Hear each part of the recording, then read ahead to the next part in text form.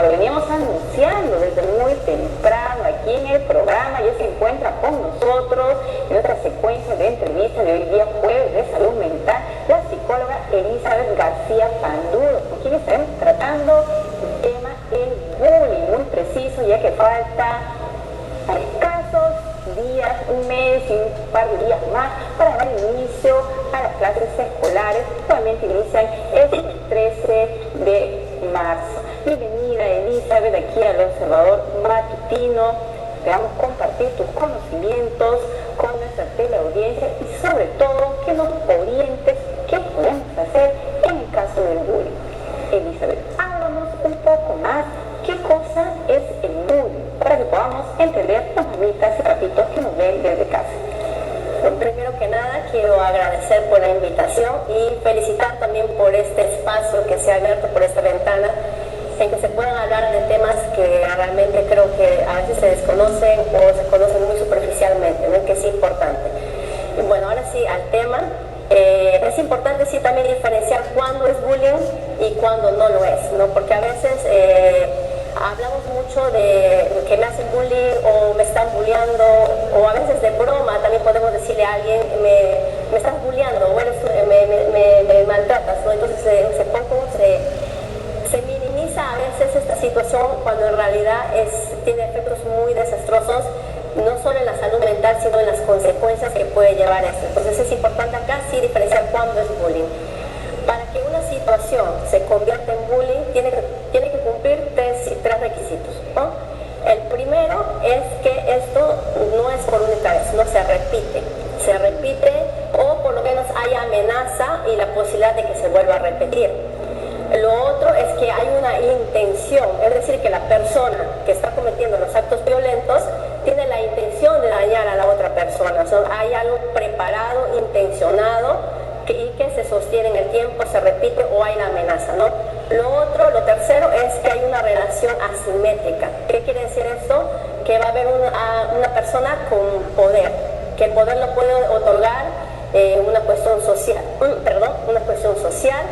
también puede ser porque es el más popular, también puede ser porque es la chica más grande, sí, físicamente, ¿no? También puede ser porque tiene esa ventaja sobre los demás compañeros. Entonces siempre va a haber una situación de poder, alguien que por alguna razón está por encima del otro, por decirlo de alguna manera, entonces esto le permite ejercer esta violencia a través de sus diferentes formas o manifestaciones que pueda darse, ¿no? Y eso en primer lugar. En el caso de Elizabeth, bien sabemos que en el colegio el bullying puede ocurrir en cualquier momento, en cualquier edad, ¿no? Pero ¿qué edad dirías que es más frecuente que se den estos ataques de bullying y por qué? ¿Qué edad está más propensa a que obviamente se lastimen de esta forma entre compañeritos, ¿no? Bueno, estadísticamente no hay nada claro en realidad, porque la verdad que el bullying se puede dar en cualquier circunstancia y para cualquier persona. No podemos decir que porque ya tengo cierta edad ya no me van a poder hacer bullying porque ya puedo reaccionar, o porque soy muy pequeño o muy menor me lo puedo hacer. En realidad las circunstancias se puede dar en cualquier. Hay situaciones que pueden favorecerla o hacer que sea más posible, sí, pero no hay algo totalmente determinante y decir, que mi hija ya tiene tal edad, entonces ya no le va a pasar, ya va a poder decir. En el nido, donde los chiquitos todavía están en una etapa de formación y tienen obviamente que el profesor refuerce todos esos valores que dan en casa, que los niños obviamente son el reflejo de nuestros hogares. Puede ser que se dé también en el nido inicial de lamentablemente sí puede darse, quizás en menor cantidad. ¿Por qué? Porque como mencionabas, es el reflejo a veces de la casa, ¿no? A veces en casa hay violencia, ¿no? De cualquier manifestación, no necesariamente física, puede ser incluso a veces por negligencia, ¿no? Porque el niño no siente que tenga la protección, está vulnerable, y para no sentirse vulnerable en el jardín, actúa de tal manera que intimida o como que hace saber de alguna manera de que a él no le podrían hacer algo, porque él lo hace, ¿no? Es una forma de alguna manera equivocada de defenderse algunas veces, ¿no? Entonces a veces cae el niño en un círculo de violencia que en vez de romperse se repite, ¿no? Ahí tiene mucho que ver los instructores, los mayores, cuando hay, por ejemplo, nidos, los niñitos de repente no pueden expresarse correctamente, pero empiezan las mordidas, los jalan el cabello, entonces ahí tiene mucho que ver el accionar del docente.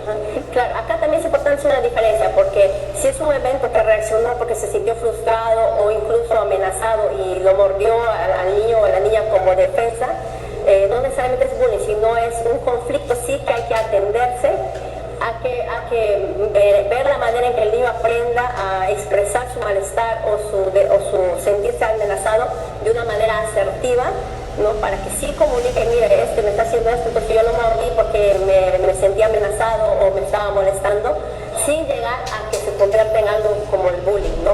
Puede ser un conflicto que sí debe ser atendido, pero enseñar a los niños a expresarse su malestar, a expresar cómo se están sintiendo de una manera asertiva. Y esto en el colegio y en casa, y por eso es importante que haya en las instituciones y en casa cero tolerancia a la violencia, ¿no? Y ser bien claros de trabajar mucho. Lo que se descuida mucho es eso, ¿no? De que la persona no reprima sus emociones, sino que aprenda a expresarlas de una manera positiva. Exactamente. Cuando hablamos, por ejemplo, de bullying, sí que nos trae a la mente que estamos hablando que se da en los colegios. ¿Puede darse también bullying en las universidades? Sí, en realidad el bullying o acoso escolar, ¿no? Suena escolar, pero en realidad se puede dar en cualquier contexto educativo, ¿no? Puede ser inicial, primaria, secundaria y también en las universidades o tecnológicos. Así también. El bullying es para el contexto donde se está aprendiendo, donde hay algo que se imparte, ¿no? Una enseñanza. Según tu experiencia profesional, ese contexto, ya sea de educación básica y de educación superior, ¿cuál es la estadística que más predomina según tu experiencia como psicóloga que has podido atender? Bueno, va cambiando en realidad, no va cambiando, porque por ejemplo, cuando eres más pequeño, tus reacciones pueden ser más primitivas y recurres más a la violencia. Sigue manteniéndose las presencias de violencia en los diferentes años, pero también se va afinando, o sea, se hace más fino, de tal manera que se vuelve más difícil de detectar, ¿no? Ya no, una persona que si no habla o si habla y no le creen, puede seguir siendo víctima de bullying muchos años, prolongado, y no poder sentir que puede decirse porque o no le creen o no hay pruebas, porque se afina la forma en cómo se hace el bullying. Por ejemplo, las mujeres, por ejemplo, suelen más tender al aislamiento social que a la violencia física, ¿no? O incluso a la difamación a través de un chisme, a través de hablar mal de una persona, a alguien que también eso es violencia, cuando hay la intención de hacerle daño a la persona y cuando eso se repite, ¿no? Claro, entonces, daño psicológico, emocional. O incluso cuando es física, tratan de golpearte en lugares donde no va a ser visible, ¿no? O desarrollan, o sea, como le digo, se afinan de tal manera de que continúen siendo violentos con la persona, pero que no pueda detectarse. Entonces, eso es más que disminuir la violencia. Lo que evoluciona es la forma en cómo se va dando esa violencia, ¿no? Acabas de hacer mención en cuanto a las niñas que tienen una forma de manifestarse o reaccionan en cuanto al bullying. En este caso, ¿cuál sería la diferencia del acoso en los colegios, el muy llamado bullying, entre hombres y mujeres? ¿Quiénes están más propensos a sufrir este acoso?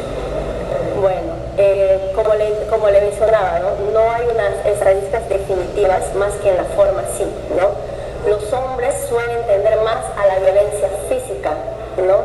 A la violencia en cuestión a estatus también, ¿no? Es como una guerra de poder, podríamos decir, mucho más visible que en las mujeres. En las mujeres puede haber violencia física, pero en menor grado, porque la mujer se afina en el sentido de no nos juntamos con ella, la ley del hielo, como se dice, no le vamos a hablar, o incluso incluir a los varones y decir, mira, si tú le hablas a tal persona, no vas a ser mi amigo, ¿no? Y luego está el hecho, oye, sufre esto de tal persona, que puede ser cierto o no. Y aún si es cierto, es aumentado ya con una dosis, como se podría decir, del resentimiento. Porque acá hay que ver una cosa también. La persona que hace el bullying es la que tiene el problema. O sea, tiene un problema y por eso recurre a estos tipos de violencia a otra persona a alguien que ve como víctima, ¿no? Alguien que ve que le puede hacer ese siempre están buscando de quién burlarse, del más débil, el que no tiene amigos, el que no tiene descendencia, o el que es de alguna forma diferente físicamente, diferente económicamente. En este caso, cuando ya el acosador ha identificado quién es su víctima o quién va a ser su víctima, ¿qué papel cumple la relación familiar del acosador y la relación familiar de la víctima? ¿Por qué me convierto yo en un acosador y por qué permito yo ser la víctima?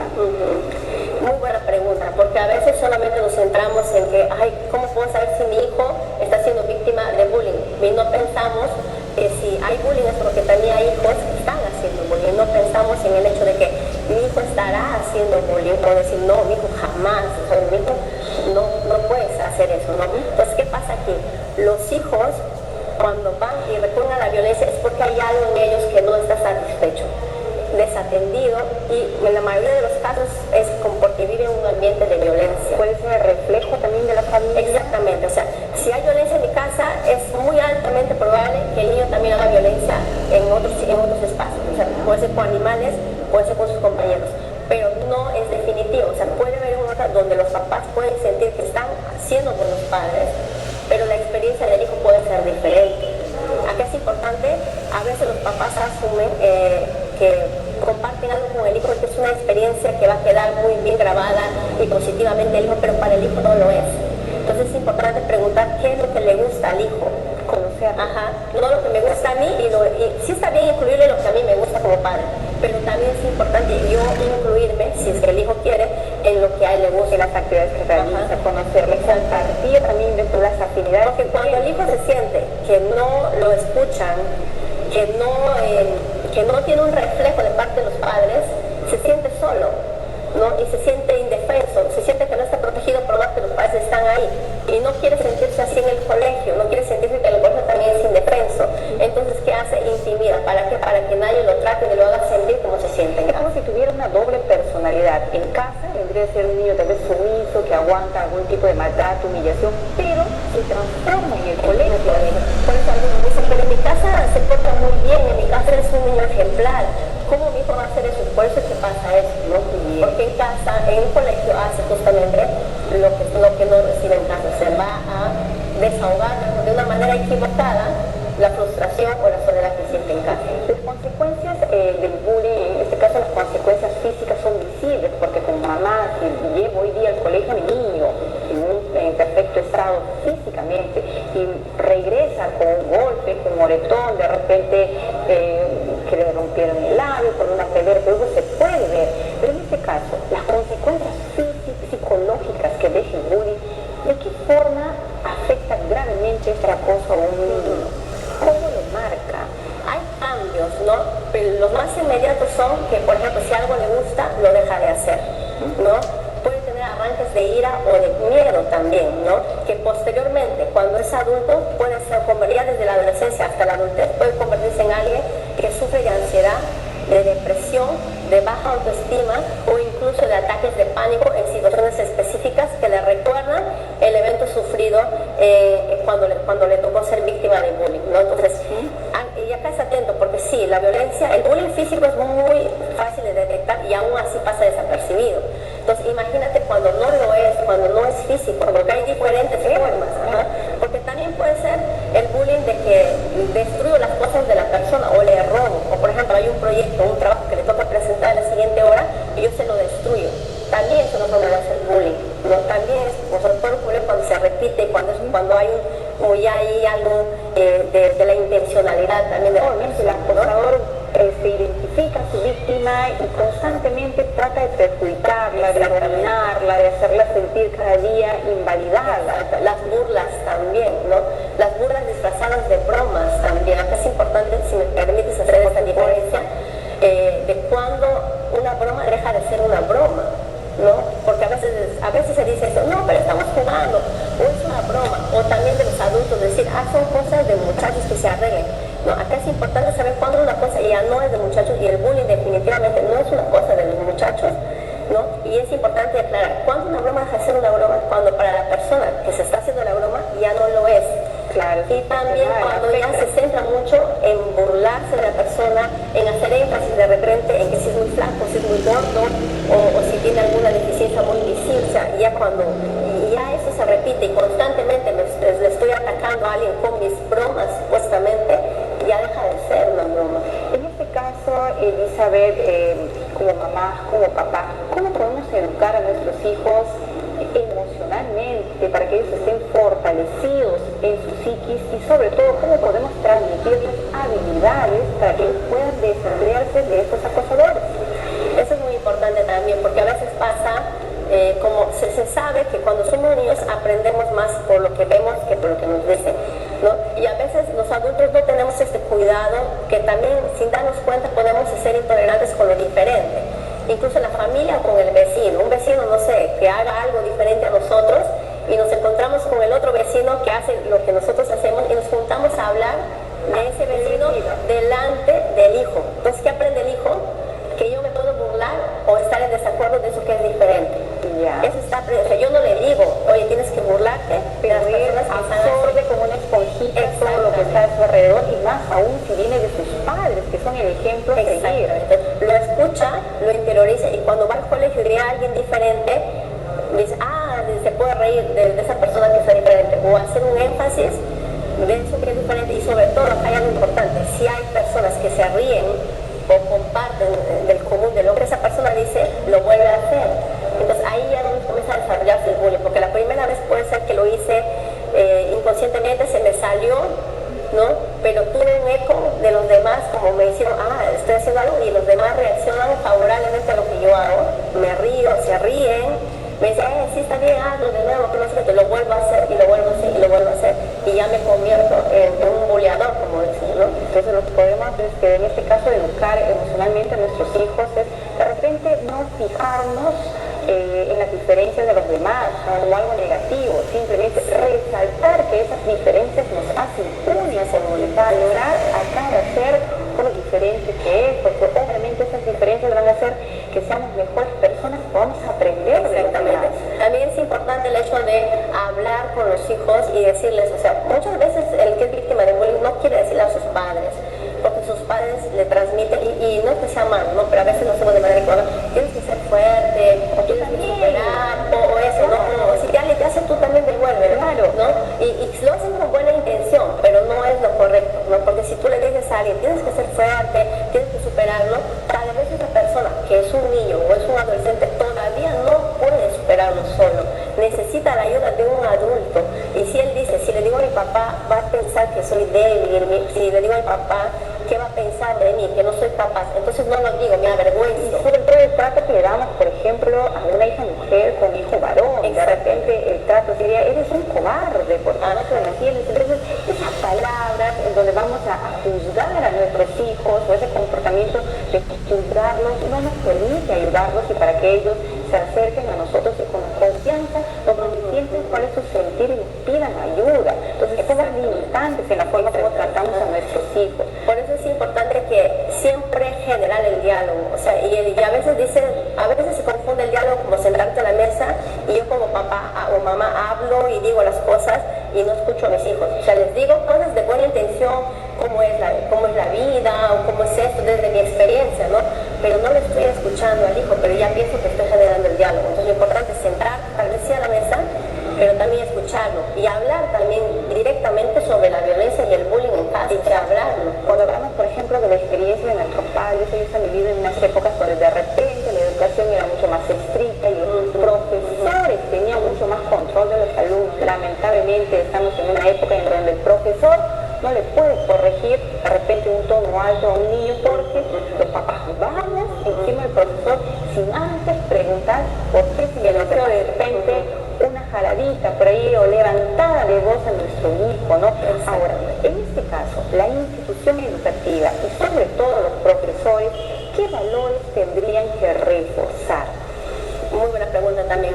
Acá también las instituciones, o si no es una política de la institución, tal vez los profesores en clases deben ser bien claros en cuanto a lo que sí está permitido y lo que no. No fomentar mucho el respeto entre compañeros y sobre todo a la diversidad, ¿no? La aceptación, la tolerancia, la tolerancia entre los que somos parte del aula y del colegio y para que se refleja afuera, pero sobre todo esto, o sea, cero tolerancia, tanto también de los profesores hacia los alumnos como entre alumnos, ¿no? Porque a veces también puede pasar, y ha ocurrido, que los profesores hacen comentarios negativos de un alumno, ¿no? Delante de los alumnos o en lugares donde algún alumno lo puede escuchar. Es que no es que ha ocurrido, todos hemos pasado por las aulas y hemos sido testigos de que un mal docente se ha burlado de la diferencia de un compañerito, y eso nos ha servido en algunos casos de que tenemos la venia del profesor, entonces nosotros también empezamos a faltarlo, a burlarlo y a minimizarlo. Entonces hay que tener muchos cuidados,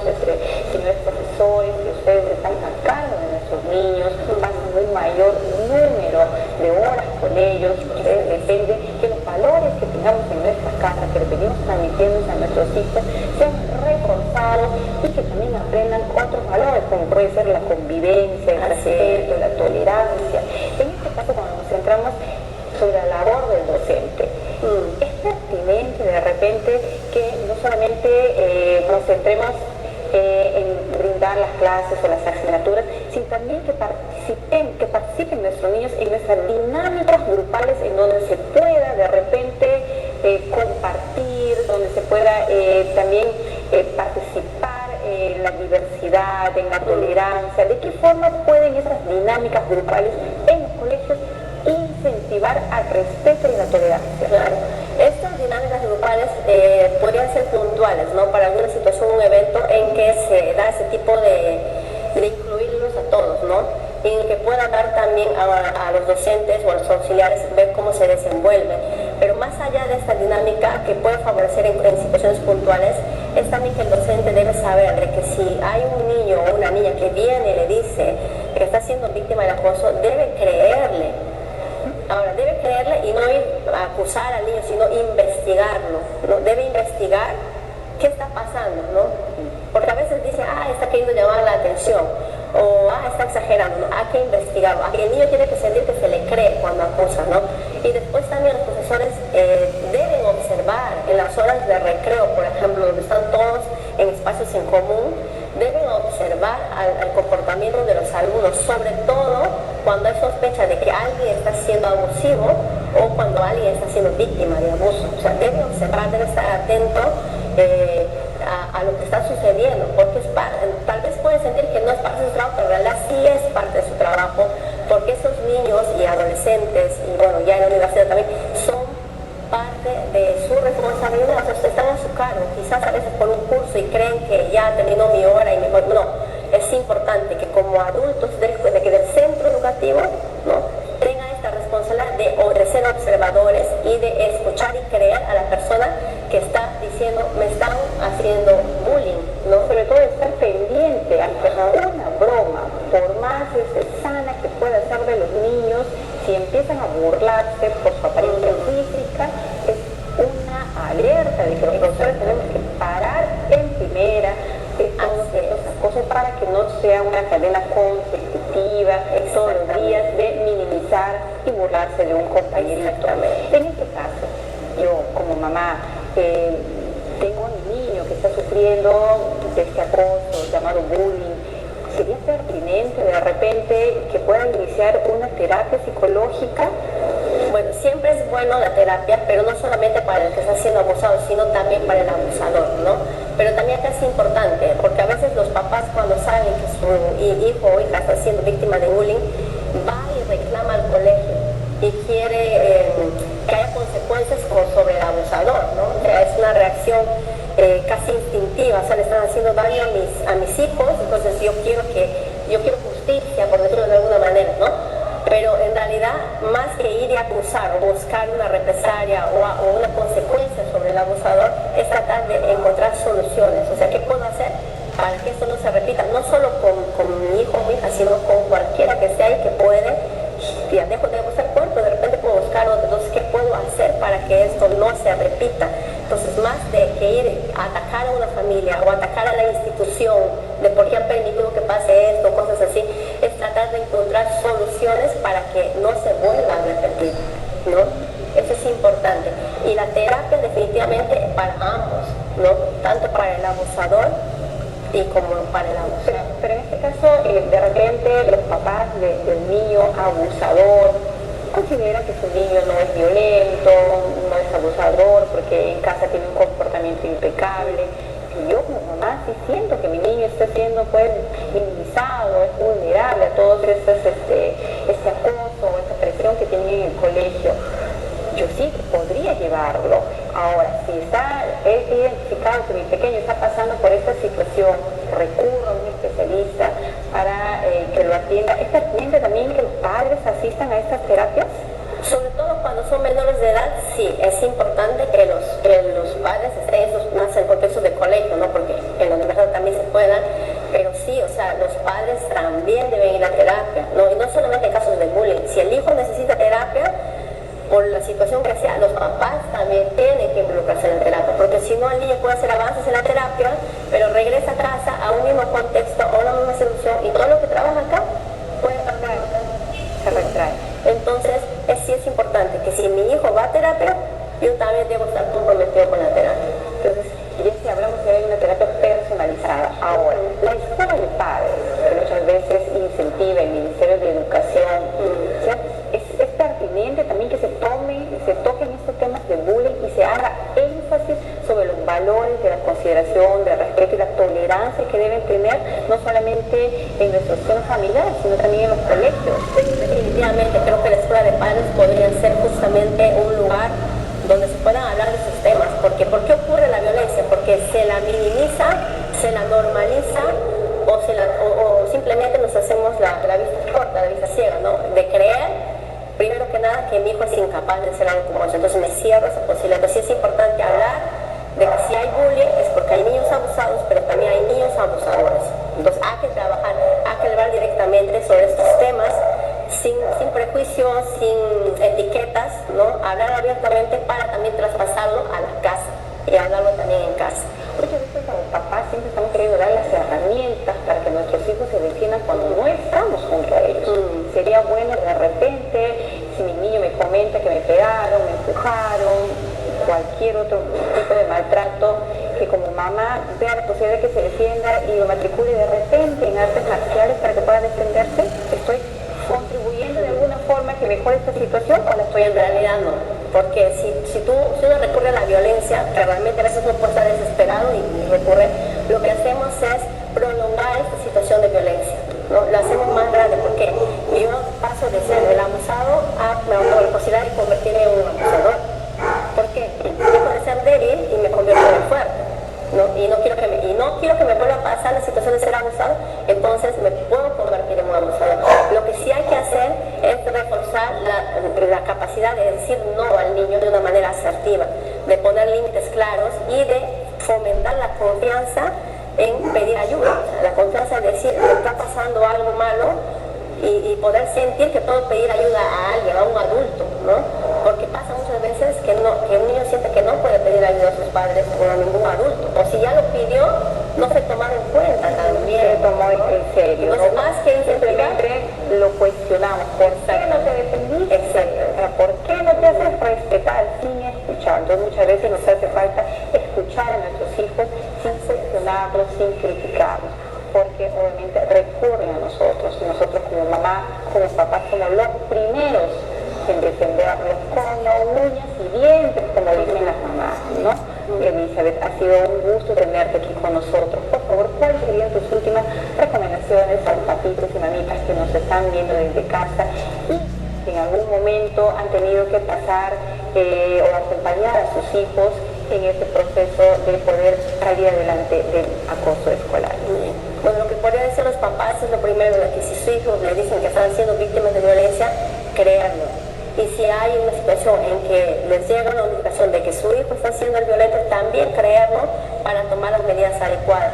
Y es importante saber también de que si tu hijo no está siendo el que bulea o la víctima, puede ser que esté siendo testigo. Entonces enseñarle también de que no tolere estas situaciones, de que lo comunique a alguien, porque tal vez el que está haciendo no se siente capaz de comunicarlo. Pues si yo paso de ser testigo a hacer una ayuda, voy a hacer una gran diferencia. Entonces enseñar eso también a los hijos, ¿no? de no ser partícipes de ningún lado, ni del abusador, ni del abusado, ni del testigo, ¿no? Del que presencia estos actos, ¿no? Y romper este círculo de violencia, ¿no? Dejar de normalizarlo. Muy bien, muchas gracias, ha sido un gusto tenerte aquí con nosotros. Desde ya te comprometemos a que vengas y nos sigas instruyendo y sobre todo orientando de cómo podemos tener una crianza asertiva hacia nuestros pequeños que son el futuro de nuestro país y, por qué no decirlo, del mundo. Gracias una vez más por estar aquí con nosotros.